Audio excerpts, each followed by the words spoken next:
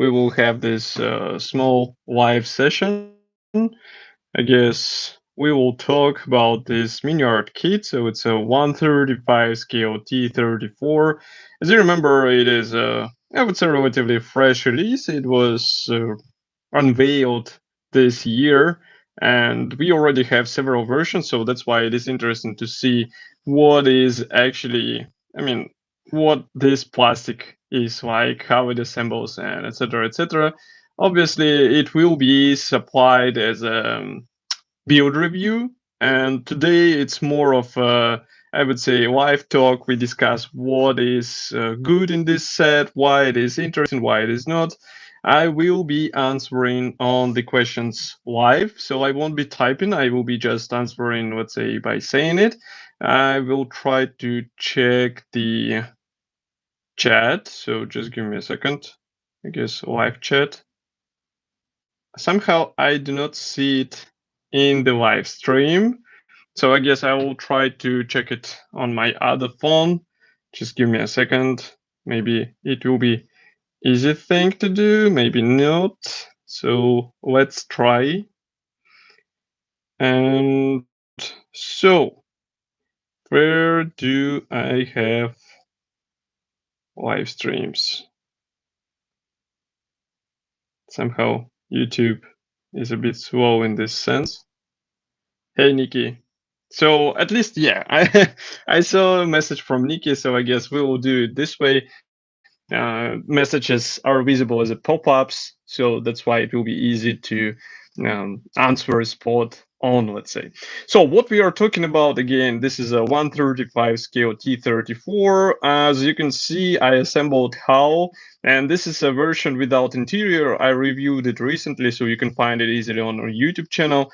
And kit number is, what is this, 37089. So it was this T-34 modification 1960, and that's why it comes without interior, but it might be good for some modelers who would like to focus on external features. As you can see, we still get some internal features as well, but there is not full interior. You still can open all hatches, but again, there is nothing to show. I mean, here, for example, you can see engine bay, it is just empty, and you won't insert anything inside. Nevertheless, external features are as impressive as, hi Jeff. So these external features, they're as impressive as in other Miniart kits. So for example, here you can see the rear armor wall, and all these parts are supplied, I mean, all these elements, they're supplied as a separate parts. Of course, we have some minor internal features, but this is not as interesting as what we have outside. I like that exhausts are already hollowed out. And the same applies to this driver sketch. It's not finished yet, but note that it is assembled. I mean, just a simple driver sketch. It is assembled out of separate pieces, out of tiny bits as well. I mean, I just started it. So here we have two parts combined together, clear parts inserted for withers. Hi, Camille. And here, by the way, you can see this cover is closed. And also, I like this casting surface, how it looks like. It looks quite convincing, in my opinion. But talking about small parts, here you can see in assembly manual what will happen next. So there are a lot of minor handles. And in my opinion, it will be a sin not to show all this stuff. I mean, not to open this hatch, because as you can see, a lot of minor handles, even in this version, which comes without interior. So that's something to admire from Miniart, because not that many brands are actually, let's say, storing the previous features which were supplied. And here we get exactly this case. As for the hull, so it is assembled out of separate panels, and it is somewhat similar to Su-122. I will remove the glue so it won't distract you. So as I said, it is similar to Su-122 because it is basically the same kit, just with a different hull, let's say. Yes, Nikki, there was minor amounts of flash. I'm not sure if I will be able to show anything what I have still not assembled, but with some flash, maybe this shovel. Yeah, here you can see a bit of flash, just a minor bit of flash, but it's nothing serious. I mean, I have here the basic tool set, so I have only the cutter, I have this knife, and I think I also had, yeah, here it is. So I have also this thing for making holes. So I don't even have the drill bit here. And this makes the whole project a bit more interesting because you can see what can be done with Miniart without all this professional stuff which we are used to see, which we are used to have that is compatible with such basic set. I would say it's a bare minimum which you can have for assembling such model. Obviously, for the holes, I would rather advise to have drill bits because it's not such an easy task to have a fine thing. Sorry, Nikki, what is AWL? What do you mean? Nevertheless. Ah, you mean, I guess you mean the tool. So it's, oh, okay. Who knows? Who knows? Nevertheless, as I was saying, the assembly panels fitment here is surprisingly good. You have some guiding elements which will help you with alignment. So basically where you start is assembling the lower hull section. And here it is not supplied as a tab, as a one-piece part. You have to combine the separate panels together. Then you have to install all the suspension arms. And then starts the interesting thing because Miniart basically supplies, yeah, Nikki, now I know it, new word. So as I said, Miniart supplies this, let's say, main section of the top hull element as a one-piece part, but there is no engine bay cover, there is no glacis plate. You attach glacis plate into place together with this top section, and then you install all this stuff with a lower hull section. So pay attention to the overall fitment. There are some minor things which require your attention, but I do not say that it is bad. I mean, it's easy to tweak with exactly this glue because it's just a drop of the glue, press it, hold it into place, and it will be fine looking model. Moreover, I have let's say quite fun time coming because here you can see that there is no cover for the engine bay here. You can see it. Why? Because Miniart supplies it as a one-piece part. Here it is. I mean, one piece, you know what I mean, in commas, because here you have to combine the P parts together with the plastic part. And just to give you an idea, we have here shown on assembly manual. So basically you have to combine two P parts. Oh, here, by the way. So you have to combine two P parts together with a plastic part, and it might be a bit tedious process, especially considering that there is a slight angle, as you can see here, and you have to get it right because otherwise you will get an awful looking structure, and that will be quite an interesting process to do. What else is notable here? Again, a lot of small stuff. Again, I can say that all these tiny bits is just typical Miniart, and it's really cool once you start building it. For example, I will take the turret here. I decided to assemble it just like this with open hatches, even though there is nothing inside. There is just a minor features of the main gun.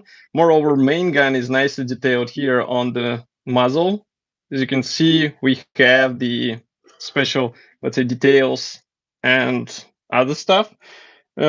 Tracks, Nikki, I have them somewhere, so just give me a second. Maybe I will try to take them out of the box. I have not assembled them yet. Oh, yeah. So just give me a second. Here. Of course, we have separate track links. You will have to install them on this road wheels, obviously. And maybe I'll tell you one small thing about this suspension as well. But for the tracks, there is no assembly jig, but I don't think it is necessary because it's just a typical buffer track from T-34. And I do not think it will be a difficult thing to assemble. But what is a bit tricky, and you can see it here. I mean, look, I won't say anything, but you see, it's not aligned, let's say, in horizontal plane. And the funny time is coming when we will be checking the alignment of this suspension arms, because as you can see, they might be slightly misaligned, and then whole setup might be funny looking. And it will be obvious once I get installed all the road wheels, all the idlers. By the way, here we have these idlers. They look also quite fine, and they're easy to assemble because of the smart design again. And overall, I can say say that this kit is not difficult to assemble as long as you have basic modeling tools. You can see what I did here with, let's say, really basic tool set, really basic things to help me with assembly, and still it is a kit which is pleasure to build, and it shows what is actually what can be achieved in 2021. By the way, I will try to install the turret. I always like to install the turret and break something when I install it.